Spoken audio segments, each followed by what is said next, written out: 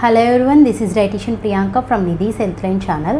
So ఒక person under వెయిట్లో ఉన్నారు, నార్మల్గా ఉన్నారు, లేదంటే ఒబీస్లో ఉన్నారు, ఓవర్ వెయిట్లో ఉన్నారు అని మనం ఎలా ఐడెంటిఫై చేస్తామంటే ఒక పర్సన్ హైట్ అండ్ వెయిట్ని బట్టి మనం బిఎంఐ అనేది క్యాలిక్యులేట్ చేస్తాము. ఎప్పుడైతే ఈ బిఎంఐ అనేది 18.5 బిలో ఉంటుందో దాన్ని మనం అండర్ వెయిట్ కింద కన్సిడర్ చేస్తాం. ఎప్పుడైతే బిఎంఐ 18.5 నుంచి 24.9 దాకా ఉంటుందో వాళ్ళు నార్మల్ అంటాము.